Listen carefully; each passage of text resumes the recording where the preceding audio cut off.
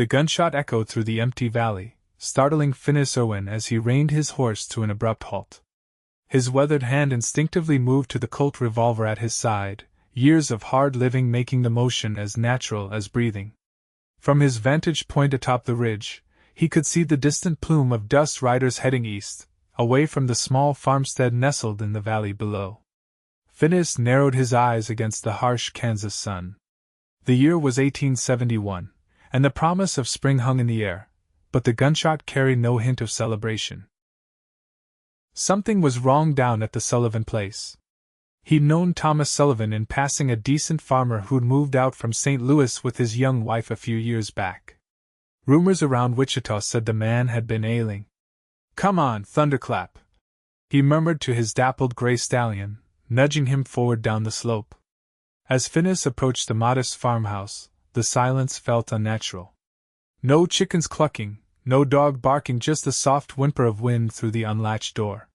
He dismounted cautiously, hitched Thunderclap to the post, and drew his revolver.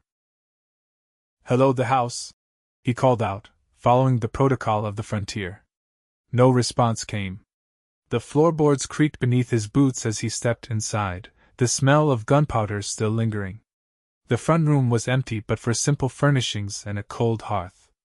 Then he saw blood on the wooden floor, leading toward the back room. Thomas Sullivan lay sprawled on his back, a bullet hole in his chest, his eyes staring sightlessly at the ceiling. Beside him knelt a woman with honeyed blonde hair falling across her face, her shoulders shaking with silent sobs. "Madam?" Phineas said softly, holstering his weapon. "Mrs. Sullivan?" She looked up, revealing a face streaked with tears but still striking in its beauty. They took everything," she whispered, her voice breaking. "The money from our crop sale. Thomas tried to stop them, and they—" Her voice faltered as she gestured toward her husband. "I'm Phineas Irwin," he said, removing his hat respectfully. "Ranch hand from the Double Bar outfit northeast of here. I heard the shot. Did you see which way they went?" "Delia," she replied, wiping her tears with the back of her hand. "Delia Sullivan." "And yes, east, toward Wichita. 3 men, one with a red bandana." Phineas nodded, recognizing the description. The Miller gang had been terrorizing farms and small ranches across the territory for months. "I'll fetch the sheriff," he said. "But first, let me help you with—" He glanced at Thomas's body. Over the next hours, Phineas helped Delia prepare her husband for burial. They worked mostly in silence, the gravity of the situation making words seem inadequate. He dug a grave beneath an old oak tree behind the house while Delia cleaned and dressed her husband's body. As the sun began to set, painting the Kansas sky in brilliant oranges and pinks, they laid Thomas Sullivan to rest. Delia's voice was surprisingly strong as she recited a passage from the Bible, though Phineas noticed her hands trembling as she sprinkled the first handful of dirt onto the simple wooden coffin. "Thank you," she said afterward, as they stood in the gathering twilight. "I don't know what I would have done if you hadn't come along." Phineas shifted uncomfortably, and used to gratitude. "Just happened to be passing by, madam." "I'll ride to town tonight, bring the sheriff back in the morning." "It's getting dark," Delia observed. "There's food in the house if you're hungry before you go." Something in her tone, a desperate desire not to be alone, made Phineas reconsider. "Perhaps I should wait until first light. The Miller gang could still be about, and it wouldn't be right leaving you here unprotected." Relief washed over her features. "I'd appreciate that, Mr. Irwin." "Phineas," he corrected her. "Or Finn if you prefer." That night, Phineas slept on a bedroll near the front door, his revolver close at hand. The house creaked and settled around him, unfamiliar sounds that kept him alert well into the night. He could hear Delia moving about in the bedroom, her soft footsteps and occasional muffled sob a reminder of the fresh wound she carried. Morning came with a pale sun struggling through clouds heavy with rain. Phineas rode to Wichita, returning by midday with Sheriff Ambrose Jenkins and his deputy. The lawmen took statements, promised to pursue the Miller gang, and offered condolences that sounded rehearsed from overuse. "What will you do now, Mrs. Sullivan?" Sheriff Jenkins asked as they prepared to leave. Any family nearby you can go to? Delia shook her head. No, Sheriff. My parents are both gone, and Thomas was an only child. This land is all I have. The sheriff exchanged a look with his deputy. Madam, with all due respect, a woman alone on a frontier farm it ain't safe, and it's mighty hard work. I'm aware, she replied, a steely resolve in her voice that hadn't been there the day before. But this is my home. I'll manage. After the lawman departed, Phineas lingered, unsure of his next move. The Double Bar Ranch would be expecting him back, but something about Delia Sullivan's determination tugged at him. If you don't mind my asking, what crops were you and your husband growing? He asked as they sat at the kitchen table, sharing a simple lunch of cornbread and beans. Wheat mainly, some corn. The fields need tending. Her blue eyes met his, a silent question hanging between them. Phineas cleared his throat. I've got some experience with farming, from before I took to ranch work. I could stay on a few days, help you get things in order. That is, if it wouldn't be improper. People will talk, Delia said matter-of-factly. Let them, Phineas replied. I'll sleep in the barn. And so Phineas Irwin found himself extending his stay at the Sullivan farm, days stretching into weeks as spring blossomed across the Kansas prairie. He helped Delia repair fences damaged by winter storms, tended to the few livestock that remained after the Miller gang had stolen the best of the horses, and worked alongside her in the fields. Delia proved to be a quick study and a hard worker. Though city-bred, she had adapted to farm life during her 3 years of marriage and showed no fear of getting her hands dirty. Her honey-blonde hair was often tucked beneath a wide-brimmed hat as she worked from sunrise to sunset. One evening in late April, a fierce thunderstorm rolled across the plains. Phineas rushed from the barn to the house when he saw a section of the roof beginning to give way under the pounding rain. Inside, he found Delia frantically placing buckets and pans to catch the water streaming through new leaks in the ceiling. We need to brace that corner, he shouted over the thunder, pointing to where the roof was sagging dangerously. Together they managed to prop up a beam with a table and several books, a temporary solution until the storm passed. Soaked through and exhausted, they collapsed onto kitchen chairs as water continued to drip rhythmically into the scattered containers. I swear this house is determined to fall down around my ears, Delia said, pushing wet strands of hair from her face. It's got good bones, Phineas replied. Just needs some proper attention. She studied him in the flickering lamplight, her gaze thoughtful. Why are you still here, Phineas? Surely you've got better prospects than helping a widow save a failing farm. The question caught him off guard. I suppose I've never been one for staying in one place too long. Drifted from Texas up through Indian Territory, worked ranches from the Panhandle to the Kansas border. Never found a reason to put down roots. That sounds lonely, she said softly. Phineas looked at his calloused hands. It can be. But it's simple. No complications.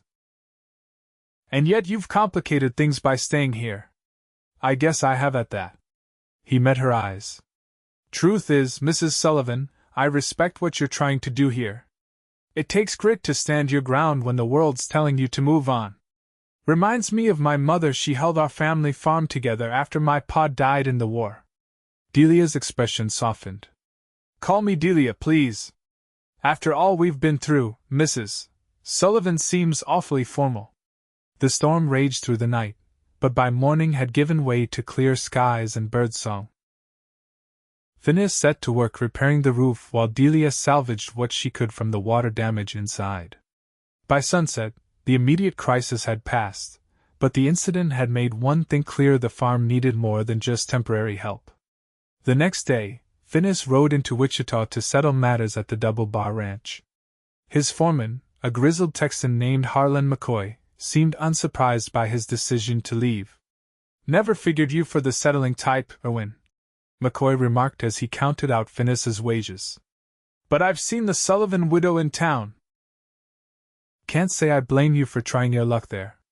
Phineas bristled at the implication. It ain't like that. She needs help with the farm, is all. McCoy chuckled. Whatever you say, son. Just remember widows either want a new husband or want to be left alone to grieve. Best figure out which kind you're dealing with before you get in too deep. The foreman's words echoed in Phineas's mind as he rode back to the farm with supplies loaded on a pack-horse.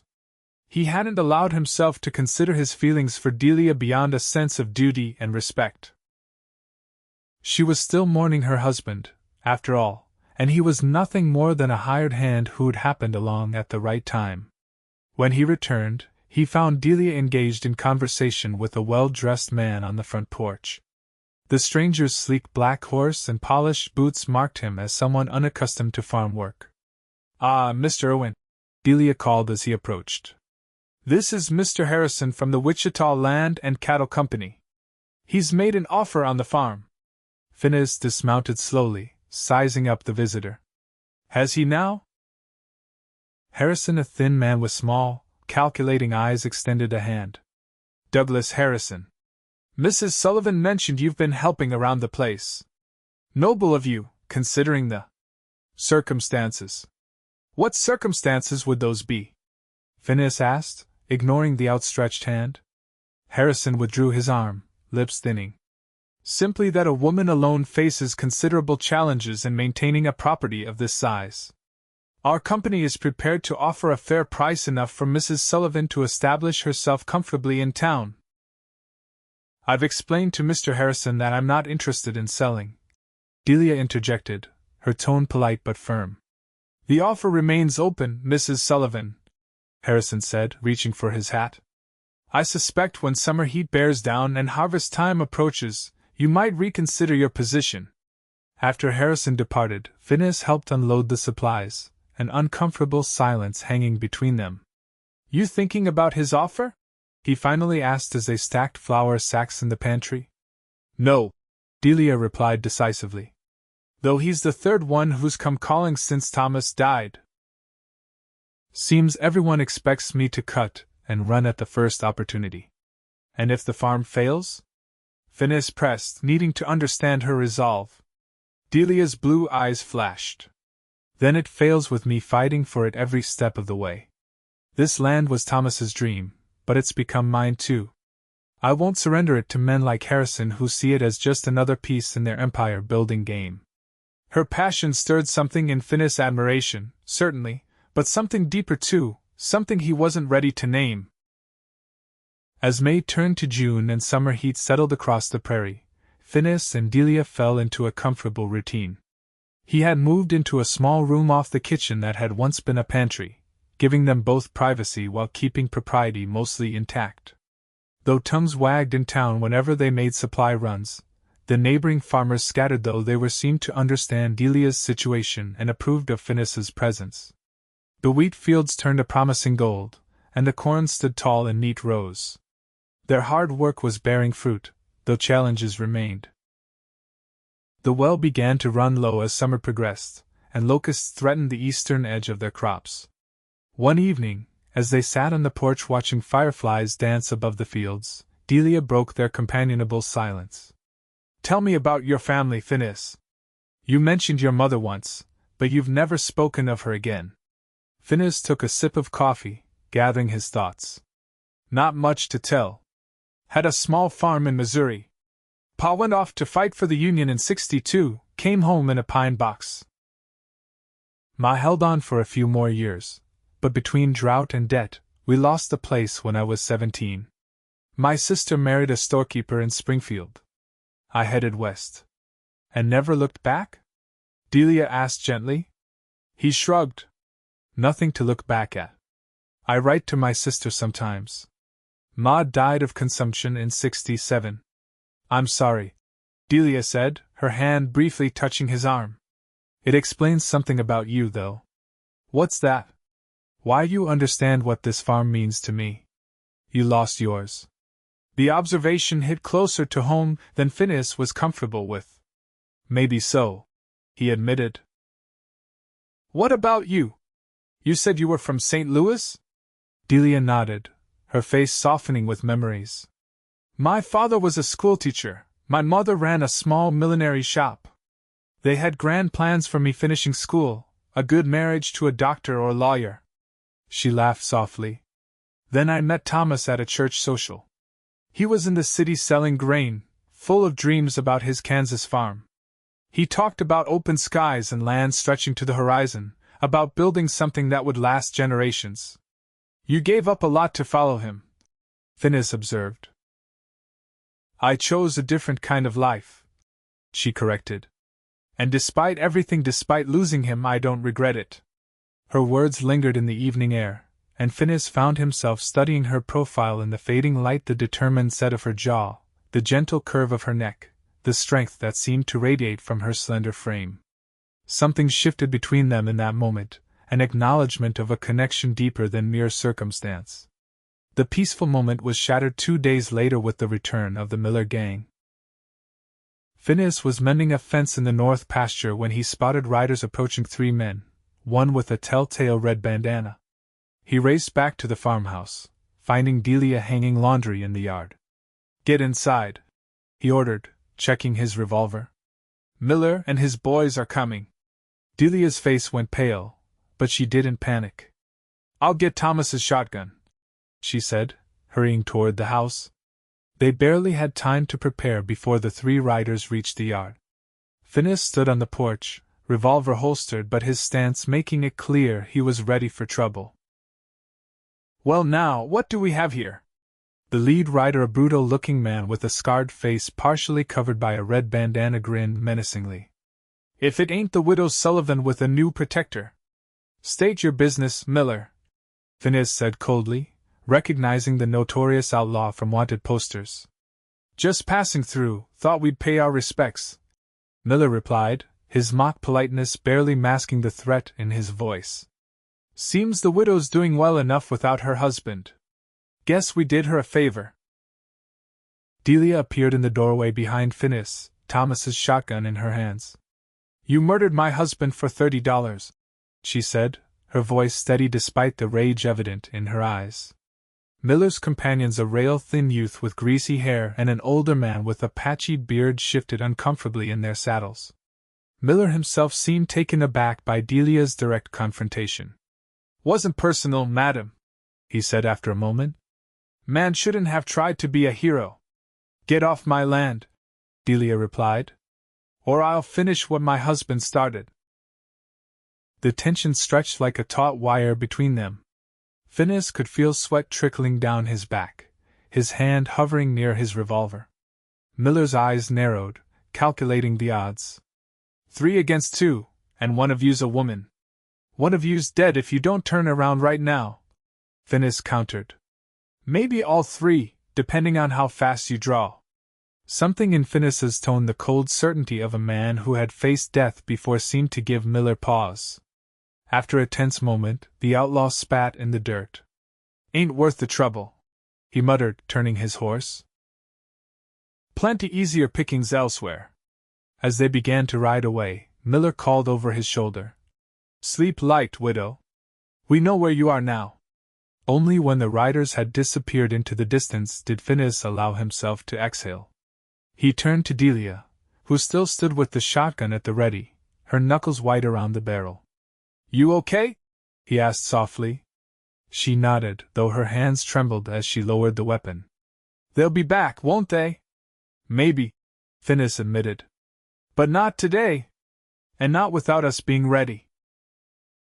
That night, he insisted on keeping watch, positioning himself by the front window with a clear view of the approach to the farm.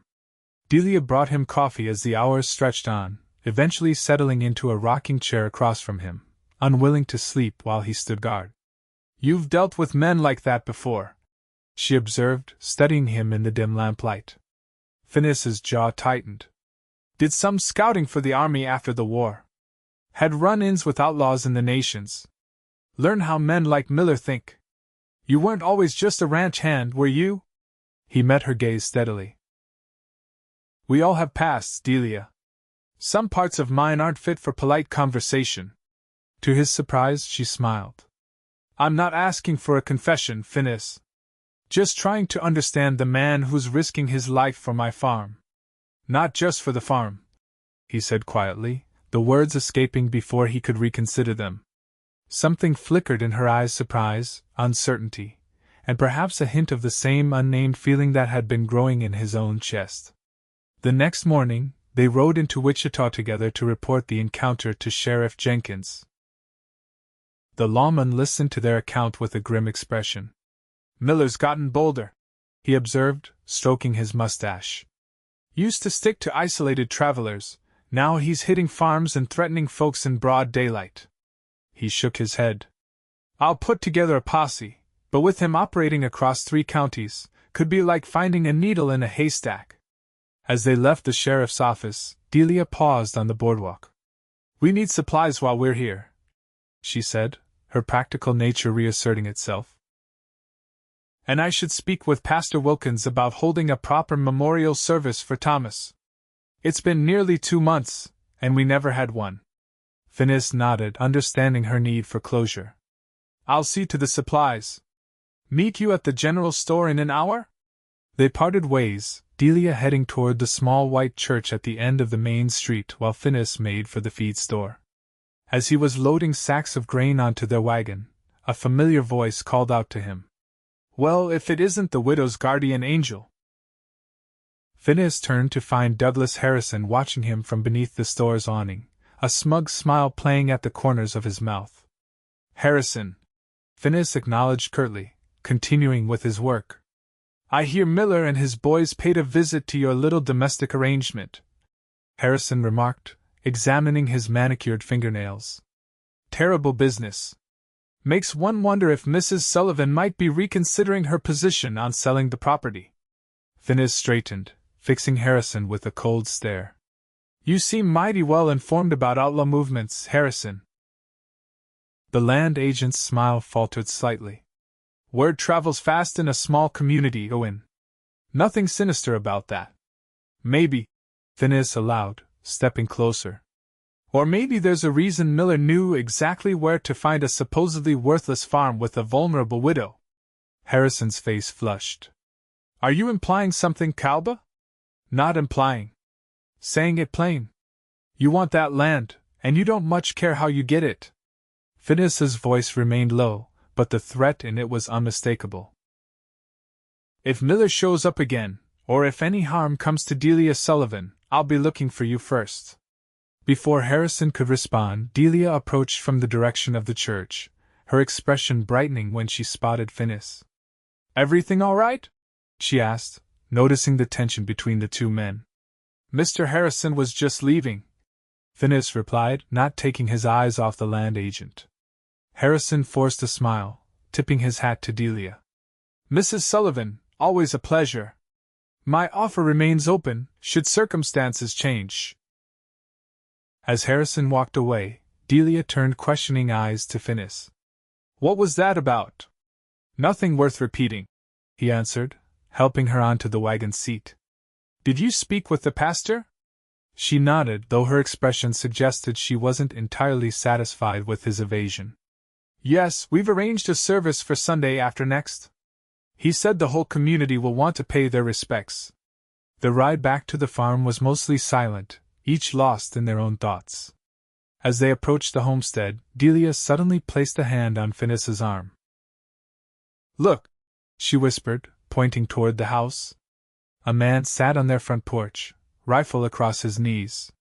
For a moment, Phineas tensed, reaching for his revolver, until the figure stood and raised a hand in greeting. "Sheriff Jenkins?" Delia called out as they pulled into the yard. The lawman nodded, stepping down from the porch. "Mrs. Sullivan, Owen. Thought I'd ride out, keep an eye on things until we can round up Miller and his boys." "Appreciate that, Sheriff," Phineas said, extending his hand.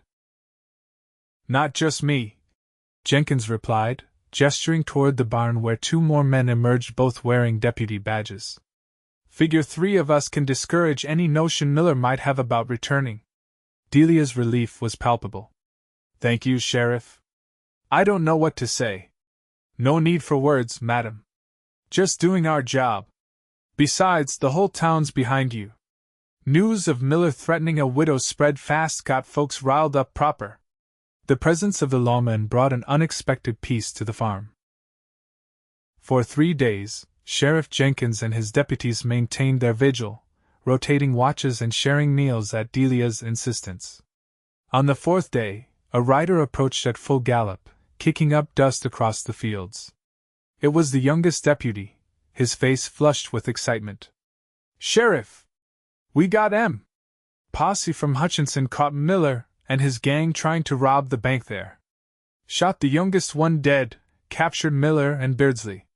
The news brought mixed emotions.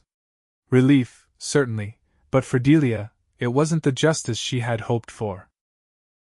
"So Thomas's killer will hang in Hutchinson, not Wichita," she said quietly as they watched the sheriff and deputies prepare to depart. "He'll hang all the same," Phineas replied. "And we can breathe easier now." That night, with the house to themselves again, an awkward silence fell between them. The immediate danger had passed, leaving them to confront the uncertainty of their arrangement. "I suppose you'll be moving on soon," Delia said as they sat at the kitchen table, the remains of supper before them. "With Miller caught and the farm running smoothly, you must be eager to get back to your travels." Phineas studied the grain of the wooden table, choosing his words carefully. "I've been thinking on that," he admitted. "There's still the harvest to consider. And winter preparations." "Phineas," she said softly, forcing him to meet her gaze, "you don't owe me anything. You've already done more than anyone could ask." "It's not about owing," he replied, his voice rough with emotion he rarely allowed himself to express. "Delia, this place."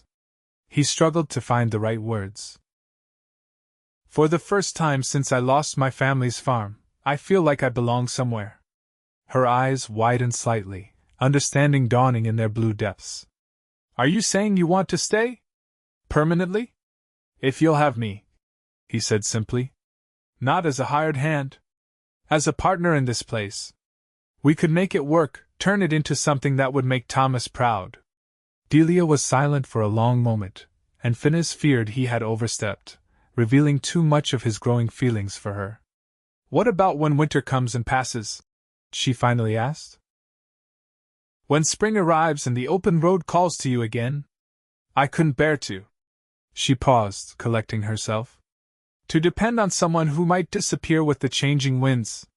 Phineas reached across the table, taking her hand in his.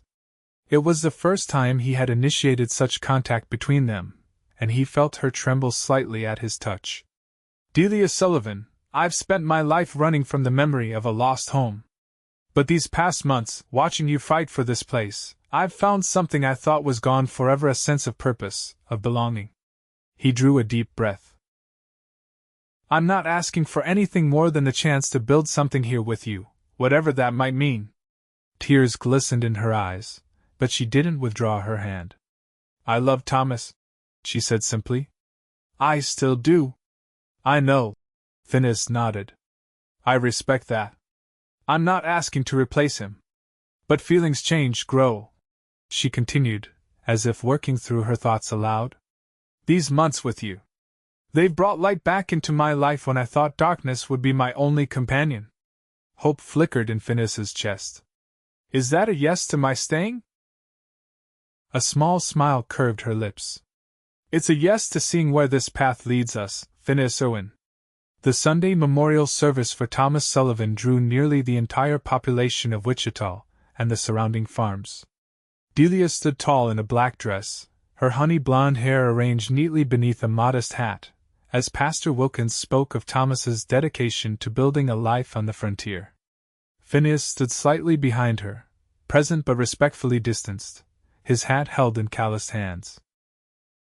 The townspeople eyed him with curiosity, some with approval, others with thinly veiled judgment, but he ignored their scrutiny, focused only on supporting Delia through the emotional ceremony. Afterward, as was frontier custom, the community gathered at the Sullivan farm for a meal. Women had brought covered dishes and men had set up tables in the yard. Children ran playing between the house and barn, while their parents exchanged news and gossip. Douglas Harrison made an appearance, though he kept his distance from Phineas, speaking briefly to Delia before departing early. Sheriff Jenkins confirmed what Phineas had suspected. Miller had implicated Harrison in identifying vulnerable farms for targeting, though the land agent would likely escape legal consequences due to lack of concrete evidence. As the gathering wound down and guests began to depart, an elderly woman approached Delia and Phineas as they stood near the porch steps. "Mrs. Abernathy." Delia greeted her with respect. "Thank you for coming today." The old woman, Wichita's self-appointed arbiter of moral standards, sniffed audibly. "A fine service for Thomas. He was a good man." Her sharp eyes moved to Phineas. "And what of your arrangements now, Mrs. Sullivan? The community has been understanding during your time of grief, but proper appearances must be maintained." Phineas felt Delia stiffen beside him, but before she could respond, he spoke up. "Mrs. Abernathy, I've asked Mrs. Sullivan to consider a business partnership to maintain the farm. I'll be staying on as an investor and co-owner, with separate living quarters in the newly renovated barn." The old woman's eyebrows rose nearly to her hairline. "Is that so? Well, I suppose that's acceptable. For now." She leaned closer to Delia. "But remember, dear, a woman alone eventually needs the protection of a proper marriage." After Mrs. Abernathy departed, Delia turned to Phineas with a bemused expression. "Business partnership? Investor? That's quite a story." Phineas shrugged, a hint of a smile playing at his lips. "Seemed the simplest explanation. And not entirely untrue. I do plan to invest everything I have in this place. Including yourself," Delia added softly. "Especially myself," he confirmed. The summer passed in a blur of activity. True to his word, Phineas converted part of the barn into comfortable living quarters for himself, giving Delia her privacy while silencing the worst of the town gossip. Together they brought in a successful wheat harvest, selling the grain at a favorable price that allowed them to purchase additional livestock and make necessary repairs to the house and outbuildings. Their relationship evolved naturally, without pressure or haste. Some evenings they would sit on the porch, talking until the stars filled the sky, sharing stories of their pasts and dreams for the future. Other nights they worked side by side in comfortable silence, mending harnesses or shelling peas. Physical contact between them remained minimal but meaningful, a hand helping her down from the wagon, shoulders touching as they read the weekly newspaper from Wichita, fingers brushing as they passed tools between them. Autumn arrived with cooler temperatures and early frosts. The farm was secure for the coming winter, with a full root cellar, replenished hay stores, and a woodpile that would see them through even the harshest blizzards. Phineas had kept his promise, turning down offers of winter work from neighboring ranches to remain at what was now officially the Sullivan Irwin farm. On the first anniversary of Thomas's death, Delia rode alone to the oak tree where her husband was buried. Phineas watched her go, understanding her need for private grief. When she returned hours later, her eyes were red but peaceful. That evening, as they sat before a crackling fire in the now sturdy farmhouse, Delia broke their companionable silence. "I realized something today, at Thomas's grave," she said, her voice gentle in the firelit room. "He would want me to be happy. To live fully, not just survive." Phineas nodded, watching her carefully. "He seemed like that kind of man, from what you've told me." "He was." She met his gaze directly. "And I think he would approve of you, Phineas Irwin." His heart quickened at her words and the meaning behind them. "I hope I would have earned his respect." "You have earned mine," Delia replied.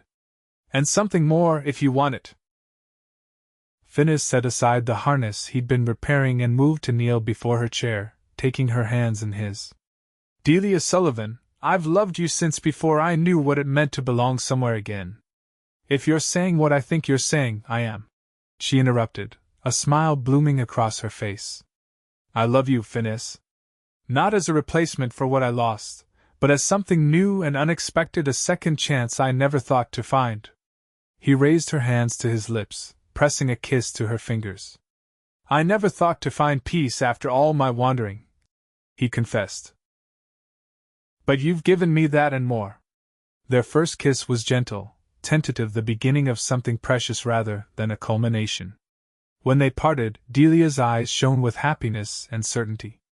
"Mrs. Abernathy will be so relieved," she laughed softly. "She's been dropping hints about the impropriety of our arrangement for months.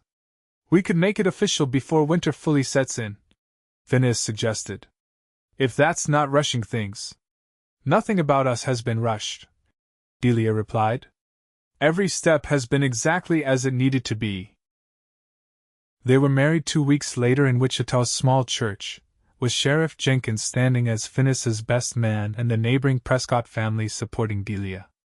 The town turned out in force, curiosity blending with genuine good wishes for the couple who had overcome tragedy and adversity to find happiness together.